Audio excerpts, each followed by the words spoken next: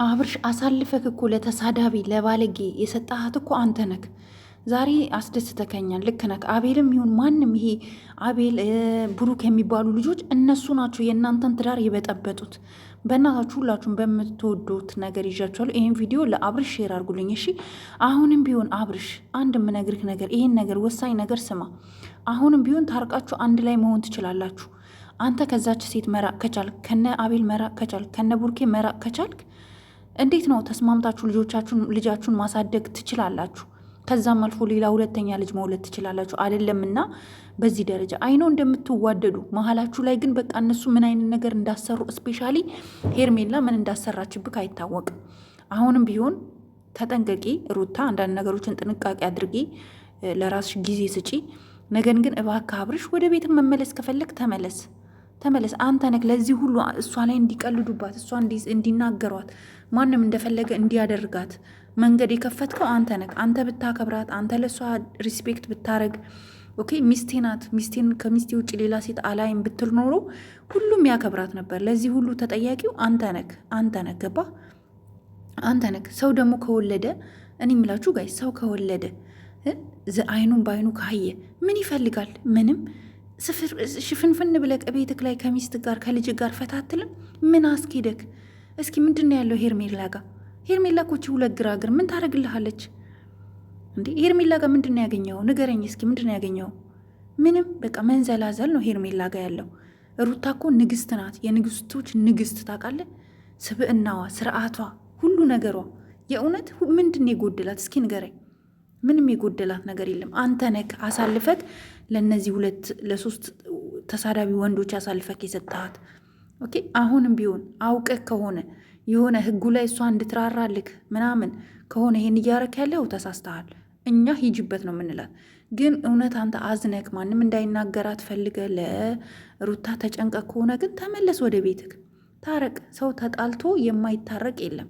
የምሬ ነው የምላችሁ። ሰው ተጣልቶ ተለያይቶ ረጅም ዓመት ተለያይቶ መልሶ በልጆቻቸው የሚታረቁ ብዙ ሰዎች አሉ ከስንት ዓመታት በኋላ። እናንተ በቅርቡ ነው የተጣላችሁት። ስለዚህ አንድ ላይ መቀጠል ትችላላችሁ። አብርሽ የምሬን ነው የምነግርህ፣ ትችላላችሁ። አሳልፈክ ለባዳ አሳልፈክ ለተሳዳቢ የምትሰጣት አንተ ነክ። እስኪ አንተ እንደ ወንድ ለቤቴ ለሚስቴ መሆን አለብኝ ብለክ ወደ ራስክ ተመልሰክ እስኪ ወደ ቤት ግባ። እስኪ ለትንሽ ጊዜ ልጅ አቅፍና አግዛት። እስኪ ለትንሽ ጊዜ እሷ የልጅ ልብስ ስታጥብ አንተ የሆነ ነገር አግዛት። እስኪ አንተ የልጅ ወተት አፍላ። እስኪ ልጅ አቅፍላት። እስኪ ተጋገዙ። እስኪ እሷ ላይ ሁሉ ነገር ሩታ ላይ ጥለቅ። ከአንዲት አለሌ ሄርሜላ ከምትባል ሴት ከምትኮበልል ለሩታ ከአጠገቧ ቁምላት፣ ቁምላት። እነ አቤል አፋቸውን የከፈቱባት አንተ መንገድ ስለከፈትክላቸው ነው። አንተ ብታስከብራት፣ አንተ ከጎኗ ብትሆን ማንም ሰው ዛሬ በዚህ ደረጃ እንደዚህ መጥተው ማንም እንደፈለገ አፉን አይከፍትባትም ነበረ። ግን ሩታ መናገር አችልም፣ ሩታ መሳደብ አችልም፣ ሩታ መጥፎ ሴት አይደለችም። ስለዚህ አሁንም ቢሆን ወደ ቤትህ መመለስ ከፈለክ መመለስ ትችላለክ ለማለት ያክል ነው። ከሄርሜላ ህይወት ብትርቅ ለአንተ ይጠቅመሃል እንጂ ምንም የሚጎዳክ ነገር የለም። ምክንያቱም አስበው፣ አንተ ትዳርክን ህይወትክን፣ ሩታ ለአንተ ብዙ ዋጋ የከፈለች ሴት ናት። እዚህ ደረጃ እንድትደርስ ያገዘችክ ሴት ናት። እና አሁንም ቢሆን ልትሸውዳት ከሆነ እንታረቅ ብቻ ሳይሆን እንዲህ እየመጣክ ማንም እንዳይነካት ምናምን የምትለው ሄርሜላ ልካክ የውሸት ከሆነ አብርሽ እኛ አንለቅህም።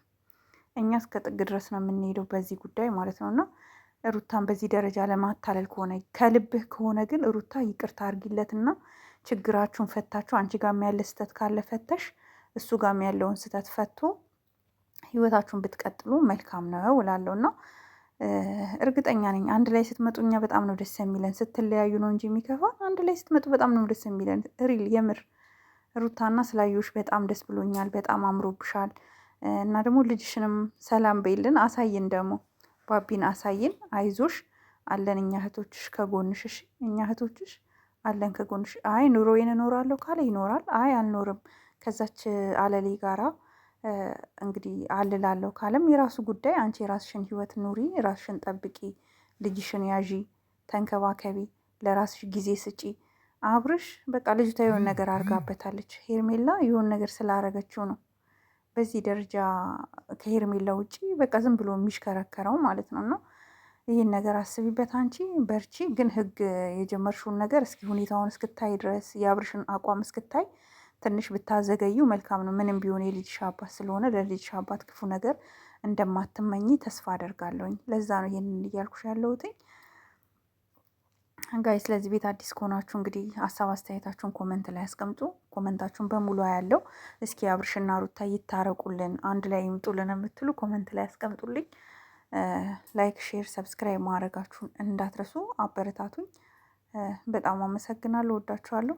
ዛሬ የነበረኝ ይሄ ነው። ጉድ ናይት